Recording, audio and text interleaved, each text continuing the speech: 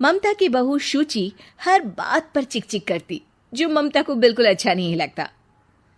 बहू, तेरे में कोई कमी नहीं है, सारा काम भी तू बहुत अच्छे से करती है, लेकिन ये तेरी जो जबान है ना, बड़ी कैंची की तरह चलती रहती है, जो तेरा सारा काम बिगाड़ कर रख देती है।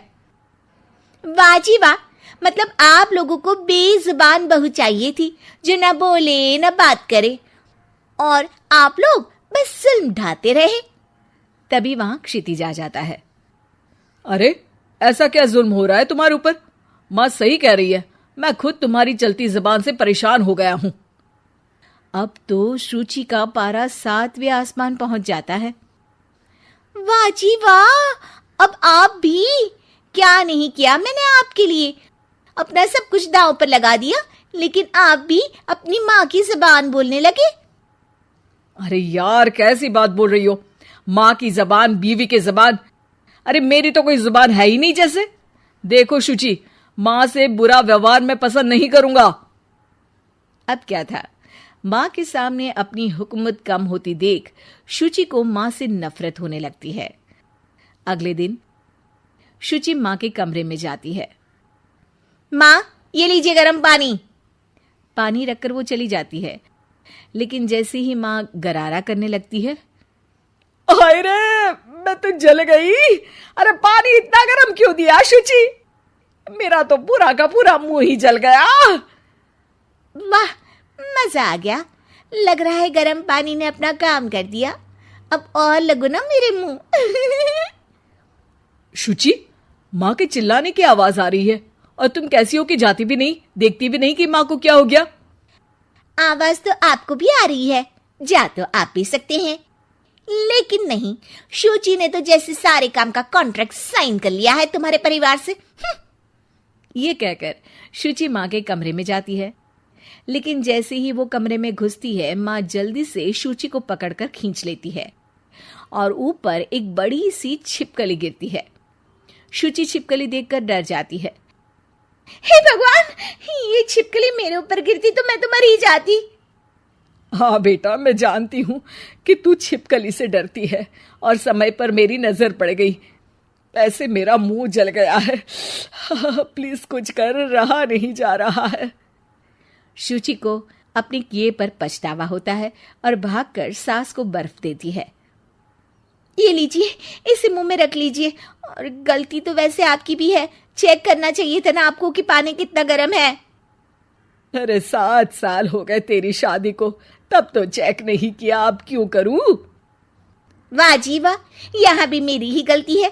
अरे इंसान हूँ, मशीन नहीं जो हमेशा सही रहूं। अच्छा, आज मैं दोपहर में सहेल के घर जा रही हूँ, अब इसे बता देती हूँ। अरे हाँ हाँ, जाना, मैंने कब मना किया है? पता है नहीं किया, लेकिन बच्चे? हाँ हाँ, जैसे तू हमेशा बच्चों को साथ लेकर जाती है, मैं देख लूंगी ना। शुचि तैयार होकर सहेली के घर जाती है। अरे वाह शुचि, तेरी ड्रेस तो बहुत अच्छी है।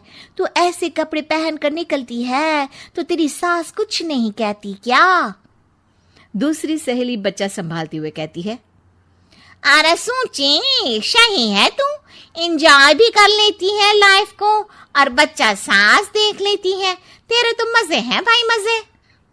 अरे मजे कैसे, जब वो बोलती है ना तो बड़ा ही कड़वा बोलती है। रहने दे, अच्छा चल मैं जा रही हूँ, डिनर भी तो बनाना है ना। शुचि ये बोलकर वहां से चली जाती है। घर आकर देखती है कि माँ बच्चों के साथ खेल रही है। आ गई बेटा? आना ही था ना, खाना कौन बनाएगा? फिर रात होते ही सब चिल्लाने लगेंगे, खाना खाना, और फिर सबको मौका मिल जाएगा ना मुझे कहने का कि मैं सही हूं ही नहीं, खाना भी नहीं बनाती हूँ, और आप आप तो सबसे पहले बोलेंगी।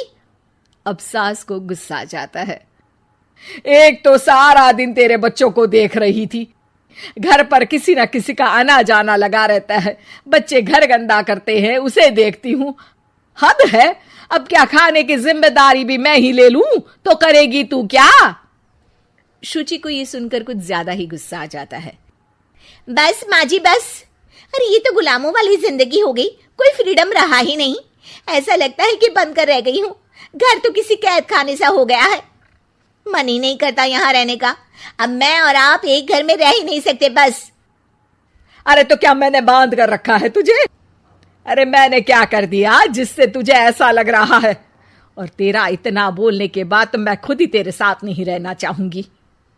लेकिन अब सवाल था कि सासू माँ जाएंगी कहाँ, क्योंकि बहू तो मायके चली जाती है, लेकिन सास कहाँ जाए। तभी क्षितिज आ जाता है।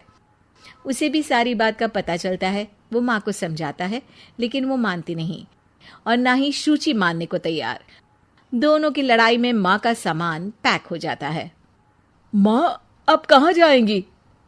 मैं भी अपने मायके जाऊंगी। माना मेरे माता पिता नहीं रहे, लेकिन भाई भाभी से भी तो मायका होता है ना। और सास निकल जाती है मायके। बस फिर क्या था, शुचि सुबह सुबह गर्म पानी लेकर माँ के कमरे में जाती है, लेकिन वहां माँ नहीं होती। हाँ, चलो अच्छा है, अब ये रोज रोज के काम से तो बची। ये कहकर वो कमरे में जाती है जहां अक्सर माँ बैठी रहती थी। कमरा खाली खाली लग रहा है। तभी उसकी सहेली का फोन आ जाता है। अरे सुची, बहुत अच्छी सेल लगी है। कौड़ियों के दाम में ब्रांडेड कपड़े, जूते और बैग मिल रहे हैं। चलो ना चलते हैं। वाह रे वाह, ठीक है मैं आती हूँ। अब तो कोई टेंशन है ही नहीं, सासू माँ भी नहीं है, अब तो मजे से घूमूंगी। अरे मजे से तो तू पहले भी घूमती थी, लेकिन सास नहीं है तो बच्चे कौन देखेगा? और तुझे तो पता है ना, मॉल्स में बच्चों की एंट्री बैन है कोरोना के कारण। अरे तो फिर कैसे आऊंगी मैं? सेल तो बस आज के लिए है, कल खत्म। शुचि को बड़ा रोना सा आता है। फिर वो जब दिन में खाना खाने बैठती है, वो भी अकेले अकेले तो कोई खाना भी नहीं खाया जाता। मैं नहीं खा रही माँ के बिना। शाम को क्षिति जाता है तो शुचि जोर जोर से रोने लगती है। अब क्यों रो रही हो? क्या हुआ? माँ को घर से निकालकर शांति अभी भी नहीं मिली तुम्हें? नहीं, मैं माँ के बिना नहीं रह सकती। ना कोई बताने वाला है कि मैं कैसी लग रही हूँ, ना ही कोई समझने समझाने वाला। मैं माँ के बिना नहीं रह सकती।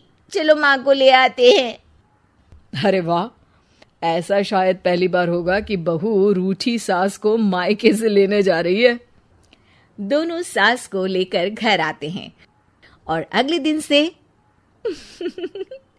फिर वही शुरू। दोस्तों, हमें उम्मीद है कि आपको हमारी ये कहानी पसंद आई होगी।